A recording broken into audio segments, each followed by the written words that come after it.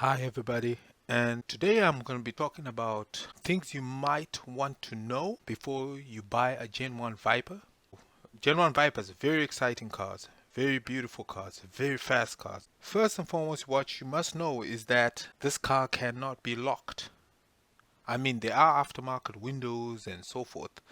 However, you do not really lock the car.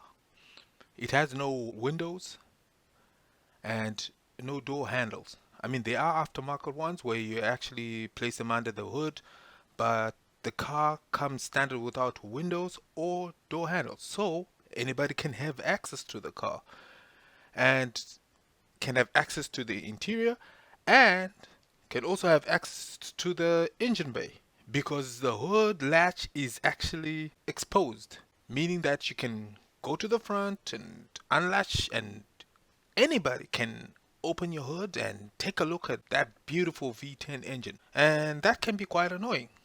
You know, if people know how to open it, you cannot stop them if you're not there. So, things to actually look for when you're looking at a Gen 1 Dodge Viper. I also wanted to mention things about the batteries on these cars. The car battery, accessibility to the battery is quite challenging. It's behind the driver's side rear wheel, and to access it, you have to kind of remove the wheel and to remove some covers, and it's a pain to get to. It's not like a normal car where you just go into the engine bay or trunk and you just unbolt it and replace the battery. This needs a little bit of getting involved in. And these cars do have a tendency to actually wear out the batteries. You basically need to replace the battery, and not only are the batteries not cheap, but they need to be replaced too often for cars that don't get used that much, and that can be an annoyance, and they difficult to access when you're actually replacing it. Also with the battery, most of the time if you don't drive it often, car's flat, battery goes flat. And what I found annoying about my Gen 1 is that when the battery goes flat, the immobilizer gives problems. Sometimes it needs to be reset. That can be a real pain. A car went flat, change the batteries on my immobilizer, still won't work because it needed to be reset. That's something you should also look into with these cars. When you enter and exit the Gen 1s, if you have a hard top, it is a mission. You kind of have to be quite flexible getting in and out. While if the top is off, it's pretty good. But when the top is on, it can be quite challenging getting in and out. And when you are in, it presents its own challenges with the windshield frame being in your face.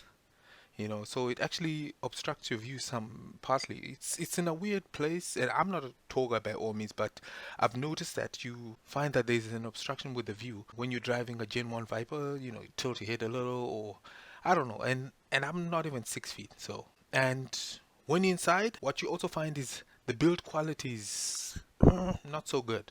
Plastics everywhere and brittle plastics. We're talking about old plastics. If you try and remove it, or they just crack and are actually expensive to replace because they're very difficult to find. A little piece, maybe they want $300 for, and so forth. That's also something you have to look into when you're looking at a Viper. And even the windshield is really expensive. You're looking at maybe even at least $1,000 for an RT10 windshield. So that's also something you need to, if you're looking at a car and it's got a crack in the windshield, know that it's gonna cost a pretty penny. It's not a $200 windshield. Look into that as well. The other thing, when you're inside the car, exiting the car, you have to watch out for the exhausts because that gets hot. And because of that exhaust, also the cabin gets hot. That can actually burn you when you're entering or exiting the vehicle. So it's something you have to really look into. And when you do get in the car, the design is, a little weird because the vents are actually pointing at your crotch, and it has no cup holders, and the exhaust, because the exhaust is right by your ear, can be a little loud and annoying at certain times. And as I said, the exhaust also brings a lot of heat. If you drive it hard, hot weather, sometimes have a tendency to start bubbling the paint on the around the exhaust area. So it's something that I've noticed with my car, and I'm sure other Viper owners can attest to that. So, and what I also wanted to say is that parts on Vipers are not cheap. These are not Honda Accords or so forth, you know. You think, oh, it's a Chrysler product, you know. Only interchangeable parts might be reasonable, but parts that are unique to the Viper are very expensive. If you're looking at, let's say, a hood will cost you between, a used hood will cost you between maybe $1,500 to $5,000, and that's just for a hood. And then maybe you have to repair it and then respray it, and then when you respray it, the hinges won't hold the hood because now it's too heavy for the hinges. So, you know, things to consider, you know, when you're actually buying a Viper. And those hinges are not cheap either. Those are like $700-800 for a used hinge for Viper, for Gen 1 Viper.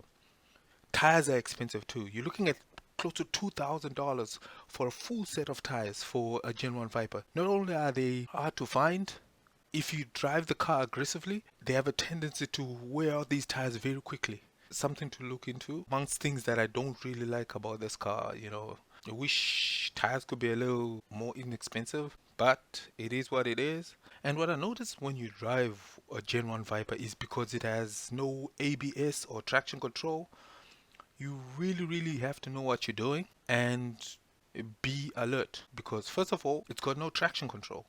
It can point any direction, and that's why you see a lot of these cars are totaled.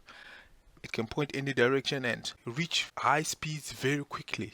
And if you're used to driving a modern car, you'd think, oh, okay, it will just stop. But no, these have no ABS. Those calipers, the car has a tendency to actually lock the front passenger or front right wheel. That can be very dangerous.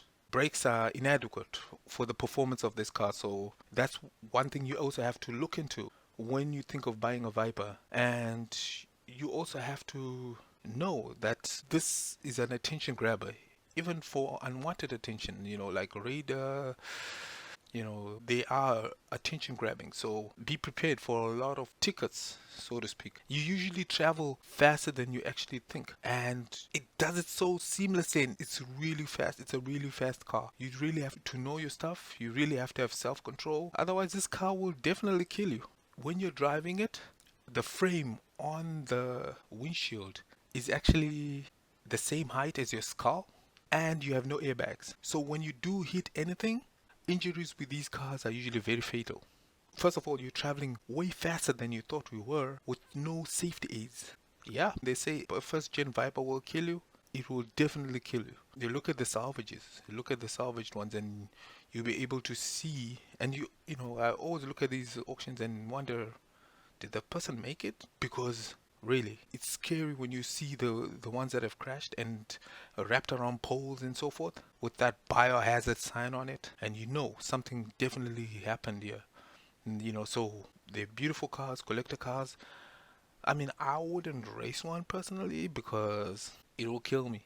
I love looking at it. I love cruising in it. Although that V10 keeps inviting you and calling you, you know, tempting you to press a little harder, you know, because I mean, you can reach 100 in first gear. So anyway, love them or hate them, these first gens RT10s, I love these cars, but there are some annoying things about them, and definitely you don't get this car as a daily driver. Fuel economy, comfort, all that stuff out the window with this car. So just a few thoughts I have on first gen Vipers. If you're looking into buying a first gen Viper, value for money, very good, because handmade cars, gobs and gobs of torque, eye catching. You know, put a $1 million car, it can fit right in there. You know, first gen Vipers are awesome. I believe these are actually very undervalued at the moment. Very limited numbers. You know, I mean, you can see a lot of other cars like Challengers, Corvettes, and so forth, but you only come across a Viper once in a while, so they're very rare. And when you do get to see one, you just get that feeling again that, I mean, you Viper owners or people that want Vipers know the sensation you feel when you actually see one of these, especially the Gen 1 and Gen 2s. It's quite an experience. So, well, that's what I believe in him. I'm a little biased maybe, but anyway, yeah, I'll bring you more videos on the progress of my Viper, and yeah, have a wonderful day, and thank you very much for your time, and thank you for watching. Bye.